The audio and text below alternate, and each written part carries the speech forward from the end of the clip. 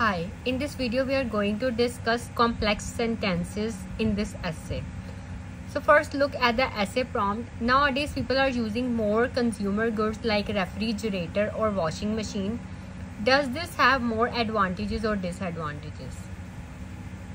Look at this introduction. Today we belong to an era of materialism and everyone wants to have more and more in life. अब देखिए इस ऐसे का start कैसे हुआ है. हमने सिर्फ एक सिंपल सेंटेंस नहीं लिखा. हम कुछ स्टूडेंट ऐसे भी लिखते हैं today we belong to an era of materialism, बस यहाँ पे फुल स्टॉप कर दिया.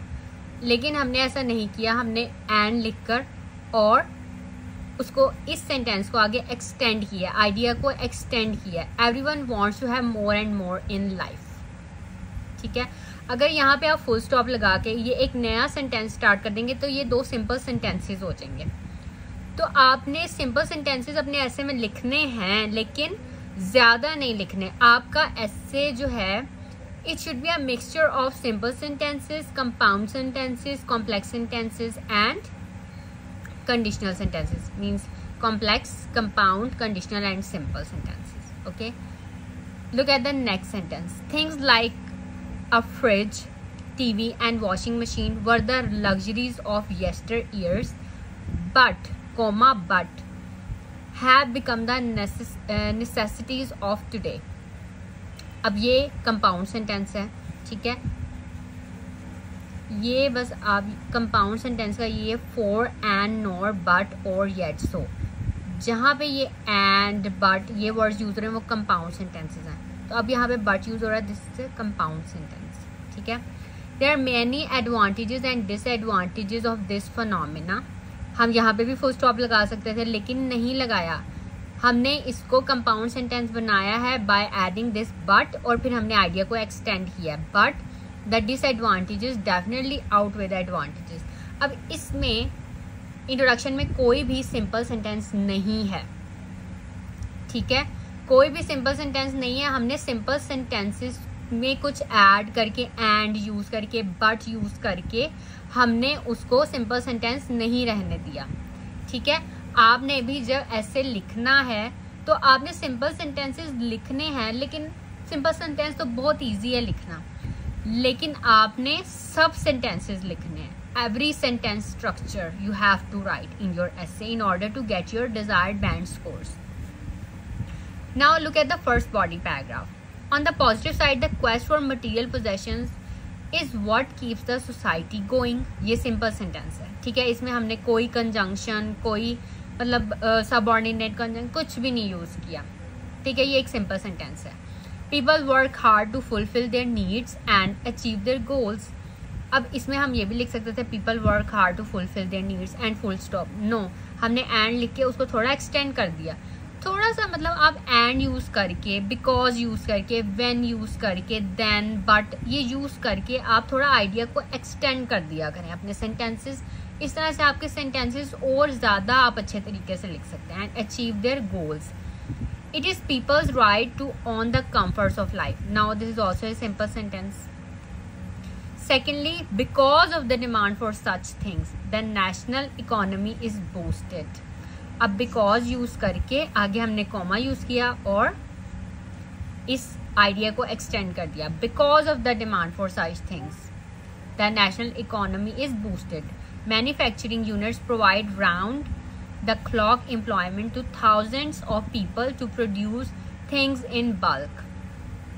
This is also a simple sentence. Someone has rightly said that be glad that you are greedy. The national economy would collapse if you weren't.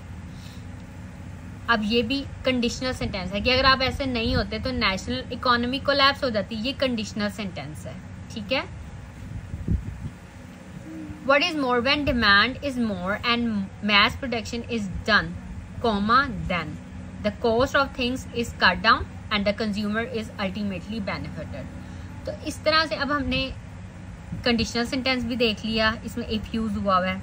ठीक है, complex sentence भी देख लिया. इसमें मतलब इंट्रोडक्शन और बॉडी पैराग्राफ में हमने सिंपल सेंटेंसेस भी देखे हैं, कंडीशनल भी, कंपाउंड कॉम्प्लेक्स सेंटेंस भी और कॉम्प्लेक्स सेंटेंसेस भी.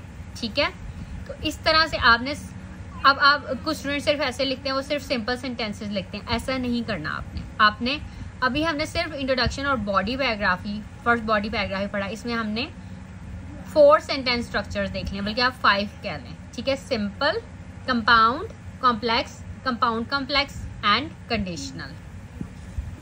Now look at the second body paragraph. On the down side, this is leading to stress and strain in the lives of people. Simple sentence. People have become workaholics and are missing out on the joys of family and social life. This is a compound sentence and usual. Sometimes the people even adopt unethical means to get these things and this leads to crime and violence. अब आपने ये देखना कि हमने sentence बनाने कैसे हैं। People even adopt unethical means to get these things. ठीक है, अब वो ये चीज़ें लेने के लिए अनएथिकल मीन्स अडॉप्ट करते हैं। आप यहाँ पे ख़त्म कर सकते हैं, लेकिन आपने इसका इफेक्ट भी बताया। इसका इफेक्ट क्या होगा? And this leads to crime and violence. ठीक है, लीड्स टू हमने यहाँ पे वर्ड यूज किया, ठीक है। There is no harm in owing things such as car, TV और fridge, but things turn bad when this simple materialism turns into over materialism and people start wanting a TV in each and every room of the house and a car per person of the family.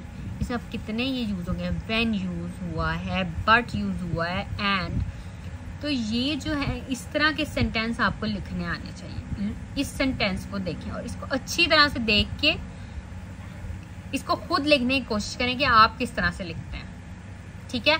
आप इसको लिखें, मतलब अगर आपको कोई problem है, आप इसको अपने तरीके से लिखना चाहते हैं, आप कमेंट सेक्शन में इसको लिख सकते हैं कि आप किस तरह से इस सेंटेंस को लिखेंगे। मतलब एक दफ़ा इसको पढ़ें, आपको जो समझ आती है उसे अपने वर्ड्स में लिखिए, इसे थोड़ा कॉम्प्लेक्स बनाने की कोशिश करें, ठीक है। तो अगर मतलब आपको कोई प्रॉब्लम है सेंटेंस लिखने में, you can ask me in comments. आप कमेंट में लिखें, अपना जो सेंटेंस आप लिखने लगे हैं वो आप लिखें, ठीक है, जो आपको समझ आ रही है कि आप किस तरह से लिखते हैं, आपको पता चले कि आप सही लिख सकते हैं या नहीं। आप लिखेंगे, प्रैक्टिस करेंगे तो आप कि इसकी प्रैक्टिस होगी सेंटेंस लिखने की। Our neighbors have a triple story house and there is a refrigerator on every floor just for their comfort. Okay, so ये भी and, but, when, leads to, leading, इस तरह से आपने सेंटेंस बनाने हैं ये वर्ड्स यूज करके। People fail to draw the line between necessity and indulgence and this creates all problems. They fail to realize that if you live for having it all, what you have is never going to be enough. ये भी conditional sentence है। If you live for having it all, what you have is never going to be enough.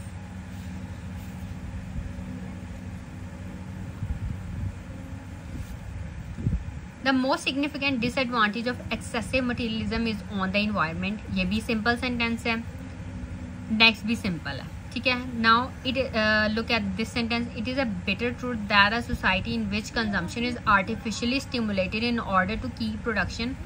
अब ये वाले जो sentences हैं ना, ये मैंने अपनी लास्ट वीडियो में डिस्कस किए थे। इन ऑर्डर टू और इवन इफ की ये सबऑर्डिनेट कंजंक्शन है और इवन इफ कंजंक्शन है। ये मैंने जब सबऑर्डिनेटिंग कंजंक्शन और कंजंक्शन की बात की थी, मैंने अपनी लास्ट वीडियो में इन दोनों का मतलब कि आप इनकी प्रैक्टिस करें और इन वर्ड्स को, इन ऑर्डर टू और इवन इफ को प्रैक्टिस करें कि किस तरह आप इसको अपने सेंटेंसेस में यूज़ कर सकते हैं, ठीक है। क्योंकि आपने ये वर्ड्स जो हैं इस तरह के कंजंक्शंस यूज़ करनी है, ये वाले मतलब आप ये यूज़ करेंगे तो आपका जो एसे है वो अच्छा लगेगा कि आपने कॉम्प्लेक्स स्ट्रक्चर्स यूज़ किए हुए हैं, ठीक है। तो लास्ट वी आर कंक्लूजन। तो sum of there is no harm if everyone wants to own a fridge and a washing machine, but it would be much better if we give importance to a word A and instead of everyone the word should be every family. तो अब आप ये देख सकते हैं कि इस ऐसे में कितने सिंपल सेंटेंसेस यूज हुए हैं। आप देखें कि सिंपल सेंटेंसेस कितने हैं, कंपाउंड कितने हैं, कॉम्प्लेक्स कितने हैं, कंपाउंड कॉम्प्लेक्स कितने हैं, कंडीशनल सेंटेंसेस कितने हैं। आप इस एसे को पढ़ के फिर ही आपको पता चल सकता है और फिर आप इसको अपने वर्ड्स में लिखें, यही सेंटेंस स्ट्रक्चर्स यूज करके, ठीक है। अगर आपकी राइटिंग सिर्फ सिंपल, आप सिर्फ सिंपल सेंटेंसेस लिखते हैं तो उसको छोड़ दें, ठीक है। उन सिंपल सेंटेंसेस को कॉम्प्लेक्स बनाने की कोशिश करें, ठीक है। और अपने सेंटेंसेस जो हैं वो आप अपने मतलब कमेंट सेक्शन में लिख सकते हैं। मैं आपके सारे कमेंट्स जो हैं वो देखती हूँ। तो ये है कि अगर कोई प्रॉब्लम है then you can ask me in comments, और आप अपने सेंटेंसेस भी लिखें कमेंट्स में ताकि मैं देखूँ आप किस तरह से लिख रहे हैं अपने sentences. Okay, so that's all for this video. If you have any questions you can ask me.